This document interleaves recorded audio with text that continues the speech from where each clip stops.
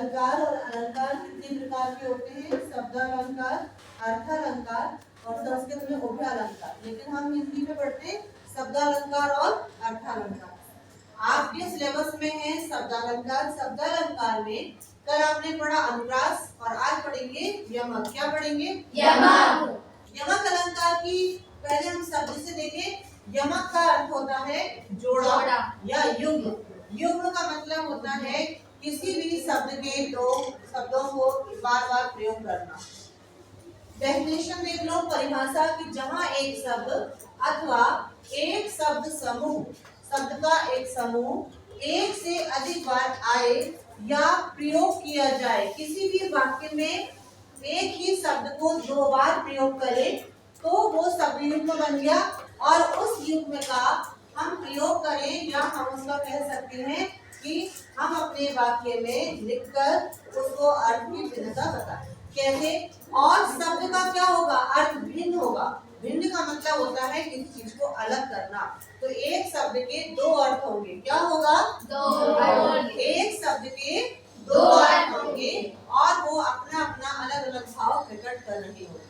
हम एग्जाम्पल से देखेंगे, उदाहरण से समझेंगे। जब परीक्षा में पूछा जाता है तो बोलते हैं कि अलंकार का उदाहरण दीजिए, या उदाहरण आने पर हम ये जानना चाहते हैं कि इसमें कौन सा अलंकार है। अनुप्रास में हमने देखा था जब वर्णों की आवृत्ति हुई तब अनुप्रास अलंकार हुआ। अब हमें देखना है कि शब्दों की आवृत्ति या शब्द बार बार आए, लेकिन एक ही शब्द बार बार आए और उस शब्द के अर्थ भिन्न हो। क्या हो? भिन्न हो या अलग हो। कैसे होंगे? उदाहरण में वे 3 बेर खाती थी, वे 3 बेर खाती है। इसका मतलब है कि बेर का मतलब होता है फल। आप लोग बेर खाते हो और फरवरी है तो आएगा बेर आपके पास। और इसके बाद है बेर, और 3 बेर का मतलब होता है कि 3 टाइम खाती थी, 3 बार, सुबह दोपहर शाम, है ना। तो ये किसी रानी से कहा गया एक जो है सेंटेंस है किसी कवि या लेखक का, और उसने बताया कि एक बेर है जिसको वो 3 बार खाती थी। यहाँ पर बेर क्या है? फल है।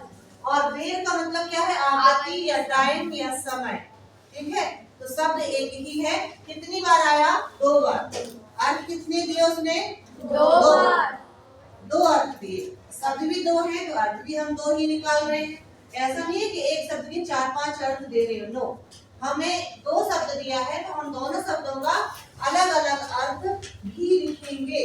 जब परीक्षा में आएगा कि इसमें कैसे यमक अलंकार है तो आप कैसे उसको एक्सप्लेन करेंगे, वहां आप नीचे लिखेंगे कि यहाँ पर बेर का अर्थ फल है और बेर का अर्थ समय है।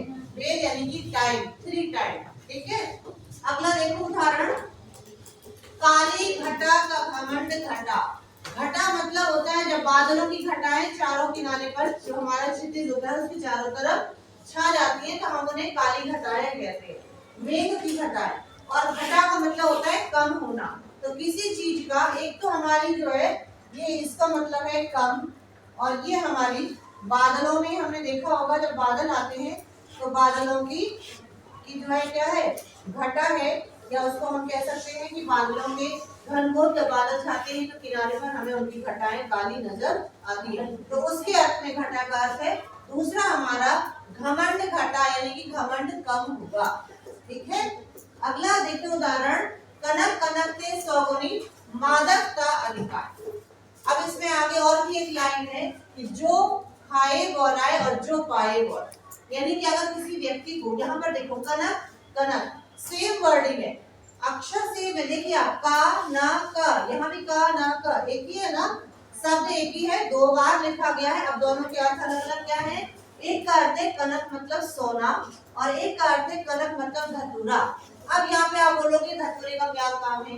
धतूरे से कैसे व्यक्ति को अभिमान हो सकता है? सुनिए, कनक का अर्थ होता है सोना। जब वो व्यक्ति के पास सोना अधिक हो जाए, सोने का मतलब धन दौलत अधिक हो जाए, तो वो व्यक्ति बोला जाता है, यानी कि वो पागल हो जाता है। वो मतलब अपना बैलेंस खो देता है, उसको लगता है कि मैं क्या ही नहीं कर सकता। ये इसमें हम इस अर्थ में भी ले सकते हैं, या तो उसको घमंड अधिक हो जाता है या वो किसी को कुछ भी नहीं समझता। एक होता है धतूरा, कनक का मतलब जब कोई व्यक्ति, धतूरे का मतलब होता है यहाँ से मद्यपान से, यानी कि वो किसी प्रकार का नशा कर ले तो उस व्यक्ति को नशीली चीजें खाने से क्या होगा?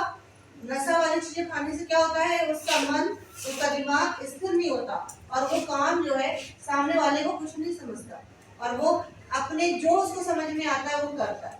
तो यहाँ पर इस लाइन में क्या कहा गया कि जो जिसको सोना मिल जाए वो भी डिसबैलेंस, और जिसको जो धतूरा खा ले या मादक पदार्थ खा ले वही भी डिसबैलेंस हो जाता है, यानी कि वो अस्थिर उसका मन हो जाता है।